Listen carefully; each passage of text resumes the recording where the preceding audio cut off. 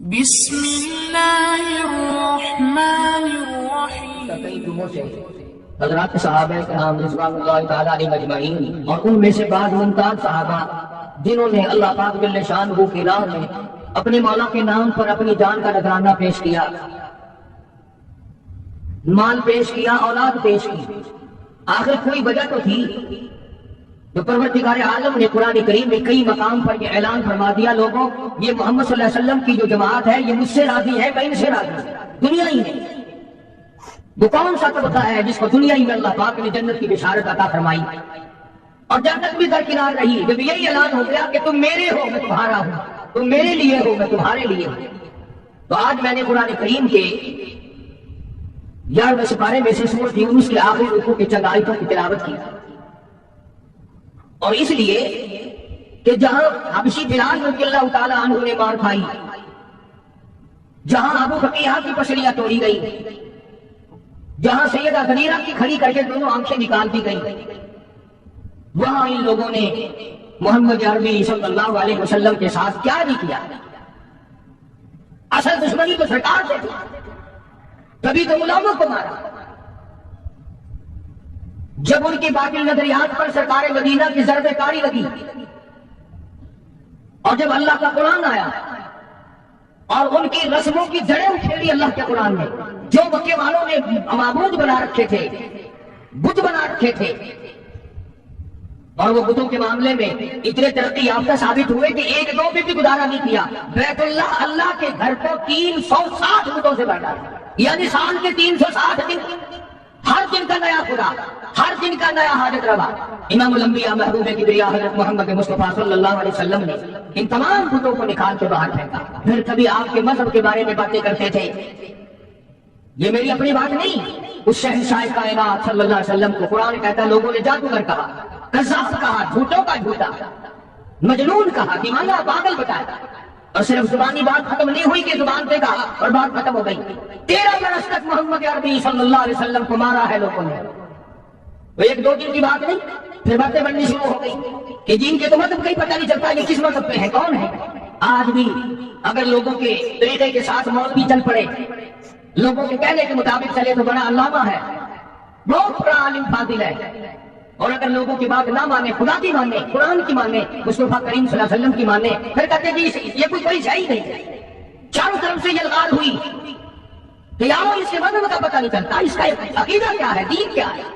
چنانچہ امام الانبیاء محبوب کبریا حضرت محمد مصطفیٰ صلی اللہ تعالی علیہ وسلم کی ذات اقدس اللہ پاک نے حکم دیا، فرمایا امیر نبی، یہ سارا مکہ، سارے عرب کے لوگ آپ سے مذہب کے بارے میں پوچھتے ہیں، تیرا عقیدہ پوچھتے ہیں، تیرا دین پوچھتے ہیں، آپ کا ایمان پوچھتے ہیں، قل کہو، فرما دو، قل یا ایھا الناس، اے لوگو، اے انسانوں، مکے والوں، عرب والوں، عجم والوں، کالو گورو، لکھے پڑھو ان پڑھو، امیروں غریبوں، عورتوں مردوں، قل یا ایھا الناس، یوں فرماؤ کالی کملی والے صلی اللہ علیہ وسلم، او لوگو، ان کنتم فی شک من دینی، او لوگو تمہیں شک ہے میرے دین کے بارے میں، تمہیں تردد ہے میرے یقین کے بارے میں، میرے مذہب کے بارے میں تمہیں شبہ پڑ گیا، میرے ایمان کے بارے میں تمہیں شبہ پڑ گیا،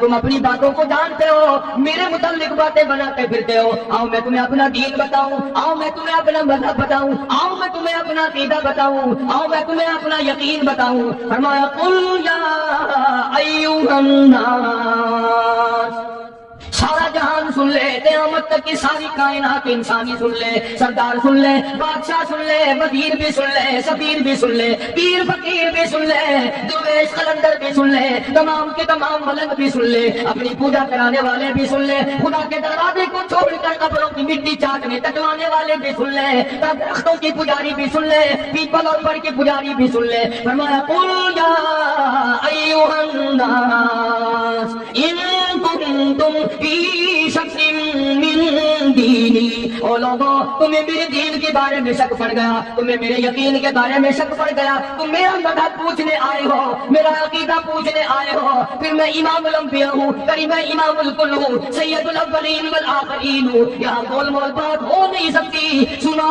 فرمایا بلا اعبدوا الذین تعبدون من دون اللہ. پھر لوگوں میرا عقیدہ یہ ہے جن کی تم پوجا کرتے ہو، جن کو تم حاجت روا مانتے ہو، جن کو تم ساتھ مانتے ہو، جن کو تم فکری بنانے والے مانتے ہو، جن کے بارے میں تمہارا عقیدہ یہ ہے یہ بسوں کی حفاظت کرتے ہیں، یہ ٹرکوں کی حفاظت کرتے ہیں، یہ ایکسیڈنٹوں سے بچاتے ہیں، یہ نفع پہنچاتے ہیں، فرمایا میں تمام سے دور ہوں. فلا اعبد الذین تعبدون من دون اللہ. میں امام الانبیاء محبوب کبریا حضرت محمد مصطفیٰ صلی اللہ تعالیٰ علیہ وسلم کا عقیدہ سنو، یقین سنو، میرا مذہب لکھ کے لے جاؤ، میرا عقیدہ لکھ کے لے جاؤ. کوئی بات ڈھیلی ملی نہیں، کوئی لالچ والی بات نہیں، کوئی ڈرنے والی بات نہیں، خوف کھانے والی بات نہیں. کون ڈرا سکتا ہے؟ جس کے سر پہ والی کی کائنات تو سارا جہان ڈرائے. میں ڈرنے والا نہیں. فلا اعبد الذین تعبدون من دون اللہ. میں قریش کے بنائے ہوئے بتوں کا پجاری نہیں، بنو قریظہ کے بنائے ہوئے بتوں کا پجاری نہیں، بنو نذیر کے بنائے ہوئے بتوں کا میں پجاری نہیں. میں جو اس ایک احکم الحاکمین کی چوکھٹ پہ اپنی جبین نیاز جھکاتا ہوں جس کی شان یہ ہے الیس اللہ باحکم الحاکمین. تمام زبردستوں سے زبردست ہے، ایک ہی پالنہار، ایک ہی خالق و مالک. جنگ کی چوٹ محمد کریم صلی اللہ علیہ وسلم نے اپنا عقیدہ بتایا. آج ہم جیسے ہمارے ملک میں مشینیں بنتی ہیں، کچھ پرزے ملا دی، کچھ دیسی ملا دیے، وہی حال ہمارا عقیدے کا بنا ہوا. کچھ سرکار کی باتیں لے لی، کچھ حضور صلی اللہ علیہ وسلم کا ایک آدھا فرمان لے لیا، کچھ اپنی طرف سے ملا لیا، عقیدہ بن گیا. سارا قرآن آخر کیا حکم کرتا ہے؟ یہ ہم نے تو نہیں بنایا قرآن، کون بنا سکتا ہے؟ اپنے گھروں میں جاؤ، قرآن کریم ترجمے والے ہزاروں تمہارے پاس موجود. سورۃ یونس کا آخری رکن اگر ترجمہ تو دیکھو.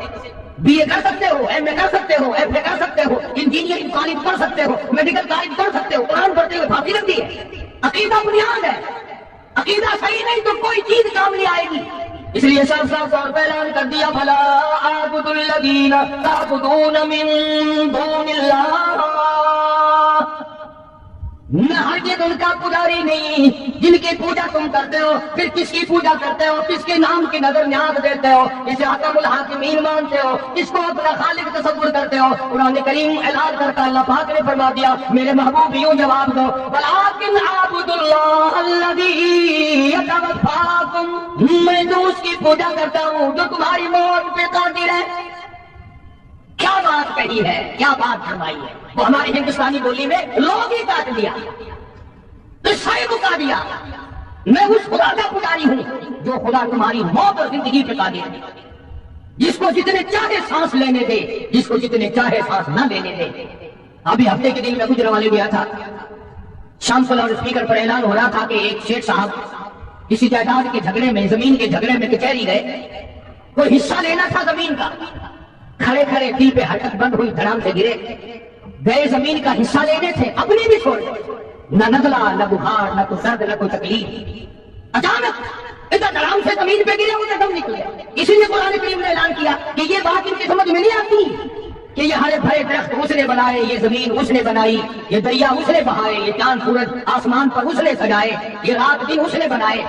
جب یہ بات نہیں سمجھ میں آئی تو قرآن نے کہا، اللہ پاک نے فرمایا میرے محبوب صلی اللہ علیہ وسلم ان سے کہو میں اس خدا کو مانتا ہوں جو تمہاری موت پہ قادر ہے. انہوں نے کہا یہاں مانیں گے. آج بھی دیکھ لے آپ، اگر کسی کو اولاد تیرے سے پیدا ہو، فلانے نے دیا، فلانے پیر نے دیا، فلانے فقیر نے دیا، فلانے ملنگ نے دیا، اور اگر مر جائے اللہ نے مار دیا. فرمایا ولکن اعبد اللہ الذی یتوفاکم. میں اس خالق و مالک کا پجاری ہوں، میں اس کا ماننے والا ہوں جو تمہاری موت پہ قادر ہے. اگر وہ چاہے دن میں موت لا کے کھڑی کر دے، وہ چاہے رات میں موت کو بھیجے، وہ چاہے تمام کو ایک یکدم فنا کر دے، وہ چاہے اسپتال میں موت بھیجے، وہ چاہے بیوی بچوں کے سامنے موت بھیجے. ولکن اعبد اللہ الذی یتوفاکم وامرت ان اکون اول المؤمنین. مجھے حکم ملا ہے کہ میں سب سے پہلے اس پر یقین کرنے والا بنوں، خدا کی ذات پر اعتماد کرنے والا بنوں، مالک کائنات کے ایک ایک ذرہ پر، تمام چیزوں پر یقین کرنے والا بنوں. وَأَنْ أَقِمْ وَجْهَكَ لِلدِّينِ حَنِيفًا، مجھے میرے مولا نے حکم دیا میں چاروں طرف سے ہٹ کر ایک کی طرف رجوع کروں، ایک کی طرف یکسو ہو جاؤں، ایک ہی کا بن جاؤں. وَلَا تَكُونَنَّ مِنَ الْمُشْرِكِينَ، مولا کائنات نے مجھے شرک سے منع فرمایا، اس کی ذات کے سوا میں کسی کو نہیں مانتا. جب اللہ کے پاک پیغمبر حضرت محمد رسول اللہ صلی اللہ تعالی علیہ وسلم نے قرآن کریم سنایا، بس تیوری بدل گئی. اکڑ کے سارے سرکار. ہاں، دولت ایسی چیز ہوتی ہے، دولت ایسی چیز ہوتی ہے، یہ جو اقتدار ہے، جو دولت ہے، یہ دونوں ایسے نشے ہیں کہ جو زندگی میں بڑے مشکل سے اترتے ہیں. دولت مند قرآن کو کیسے مانتے ہیں؟ ادھر فاقہ ہے، ادھر پریشانی ہے، ادھر پیغمبر صلی اللہ علیہ وسلم کی بیٹیاں درختوں کے پتے چباتی ہیں. 2.5 برس تک صحابہ کرام بھی درختوں کے پتے بھی میسر نہیں آتے. دولت مند قرآن کیسے گوارا کر لے؟ سارے اکٹھے ہو گئے، آؤ مل جل کے کام کریں گے. یتیم مکہ کا مقابلہ اب ایک ایک کی دو کی بس کی بات نہیں. اکٹھے ہو جاؤ خالی کمرے والے صلی اللہ علیہ وسلم کے مقابلے میں، پھر بات کریں گے. چنانچہ امیہ ابن خلف، ولید ابن مغیرہ، عتبہ شیبہ، عتیبہ، تمام کے تمام مکی والے بڑے بڑے سردار اکٹھے ہو گئے. اور سرکار مدینہ صلی اللہ علیہ وسلم کے چچا ابو طالب، حضرت علی رضی اللہ تعالیٰ عنہ کے باپ والد اپنا بھتیجا سمجھ کر ساتھ دیا کرتے تھے. چچا کی شفقت تھی بھتیجے کے ساتھ. بس وہ مکے والے آئے ابو طالب کے پاس اور آ کے کہنے لگے یہ تو تیرا لحاظ ہمیں خراب کر رہا ہے. ایک مکے کا سردار ہے، قریش کا سردار ہے، بزرگ آدمی ہے، تمہارا لحاظ کر رہے ہیں ہم، ورنہ اڑا دیا ہوتا کبھی سے. کیا حیثیت ہے ان کی؟ یوں کر دیں گے، وہ کر دیں گے، یہ کر دیں گے. آج بھی بڑے بلاتے ہیں لوگ، پتہ نہیں انہیں سے سیکھا ہے. اندازہ لگاؤ خدا کے قرآن کا مقابلہ، اللہ کے دین کا مقابلہ، محمد عربی صلی اللہ علیہ وسلم کے لائے ہوئے دین و ایمان کا مقابلہ کرتے ہیں، تب خدا سے ڈریں گے، تب اس کے قہر سے ڈریں گے. عقلیں آ کے قابل. اور ابو طالب کو کہنے لگے آپ درمیان سے ہٹ جائیں گی پھر ہم دیکھ لیں گے. حد ہوگی، ہمیں ساری عمر ہو گئی سنتے سنتے، اب تو انتہا ہوگی، ہم نہیں سنیں گے. ابو طالب نے کہا کیا سنو گے؟ تیرا بھتیجا ہمیں گالیاں دیتا ہے، تیرا بھتیجا ہمیں گالیاں نکالتا ہے، ہمارے بزرگوں کو گالیاں دیتا ہے اور ہمیں گالیاں نکالتا ہے. کب تک سنیں گے ہم؟ آخر تمہارا لحاظ ہمیں مار رہا تھا، آج ہم تمہیں اکٹھے ہو کر مل کر کہنے آئے ہیں آج کے بعد کوئی لحاظ نہیں ہوگا. ابو طالب نے یتیم مکہ حضرت محمد رسول اللہ صلی اللہ تعالی علیہ وسلم کی ذات اقدس کو بلا لیا اور بلا کے فرمایا بھتیجے تجھے معلوم ہے میری پیٹھ خالی ہے، یعنی میں اب کمزور ہو گیا ہوں، وہ تکرائی نہیں رہی، وہ سرداری میں جان نہیں رہی، کچھ میرا ہی خیال کر لے، میرے بڑھیپے کا خیال کر، میں تیرا چچا ہوں، میری بزرگی کا خیال کر اور میری داڑھی کا خیال کر. میری داڑھی تو کم سے کم ہاتھ میں نہ ملا. مکے کا ایک بھی کافر ایسا نہیں تھا جس کے داڑھی نہ ہو. یہ جتنے بھی تھے، ابو جہل ہو، عتبہ ہو، شیبہ ہو، ولید ابن مغیرہ ہو، امیہ ابن خلف ہو، کوئی بھی ہو، تمام کے چہروں پہ داڑھی تھی، ایک بھی بغیر داڑھی کا نہیں تھا. آج مسلمان محمد کریم صلی اللہ علیہ وسلم کی سنت سے گھبراتا ہے. کڑی دی کافروں نے آ کر ابو طالب کو، اور ابو طالب نے حضور صلی اللہ علیہ وسلم کو بلا لیا اور کہنے لگا کہ میرے بڑھیپے کا خیال نہیں رہا تمہیں، ساری زندگی ہو گئی میں تیرا ساتھ دیتا چلا آ رہا ہوں. آپ نے فرمایا چچا کیا ہوا؟ مجھے بات تو بتا. آپ میرے بزرگ ہیں، میرے چچا ہیں، کیا بات ہے؟ اس نے کہا یہ سارا مکہ آیا بیٹھا، سارے سردار آئے بیٹھے میرے سامنے. دیکھو نا امیہ بن خلف بیٹھا ہے، ولید بن مغیرہ بیٹھا ہے، عتبہ بیٹھا ہے، عتیبہ بیٹھا ہے، شیبہ بیٹھا ہے، یا عمر بن ہشام ہے، سارے کے ساری میری برادری سردار آئے بیٹھے، تمہاری شکایت کر رہے ہیں. یہ بڑا کس کے بارے میں بات ہو رہی ہے؟ جن کے بارے میں ہم سب کا یقین اور ایمان ہے کہ اگر سرکار نہ ہوتے یہ جہان نہ ہوتا. اور یہ الزام ہے. ابو طالب بھی کہنے لگا آپ ان کو گالیاں دیتے. آپ نے فرمایا چچا تمہارے پاس رہتے عمر گزر گئی، میری زبان سے کبھی گالی سنی؟ کہنے لگا نہیں. فرمایا چاچا تو اچھی طرح سے جانتا ہے تیری آنکھوں نے سینکڑوں نہیں ہزاروں مرتبہ دیکھا لوگوں نے مجھے پتھر مارے، میں نے پھول برسائے، میں نے تو گالی اس وقت بھی نہیں تھی جب میں نے سجدے میں رکھا ہوا تھا، اور یہ سارے کے سارے اونٹ کا اوج لا کر میری پیٹھ پہ لاد کے چلے گئے. انہوں نے میرے سر پہ گندگی پھینکی، میرا چہرہ زخمی کیا، جدھر سے گزرتا ہوں پتھر مارتے ہیں، جس گلی سے گزرتا ہوں پتھر مارتے ہیں، چاروں طرف سے مارنے والے یہ لوگ ہیں. ایک دن کی ایک وقت بھی یہ بتائیں تو صحیح میں نے کبھی گالی دی ہو؟ میں نے کبھی گالی نہیں. ابو طالب نے ان سے کہا کیوں بھائی آمنے سامنے کی بات ہے، تم تو کہتے تھے آدمی گالیاں دیتا ہے، یہ تو کہہ رہے ہیں کہ میں نے کبھی گالی آج تک کسی کو دی نہیں، میں گالیاں دینا ہی نہیں جانتا، کبھی بھی میں نے کسی کو گالی نہیں دی، یہ سامنے بیٹھے۔ ابو طالب کہنے لگے تم بھائی بولو، یہ تو کہہ رہے میں نے گالی نہیں دی، اب وہ سارے یکدم بولے توجہ کرنا، کبھی قرآن بھی سمجھنے کی کوشش کیا کرو خدا کے بندو۔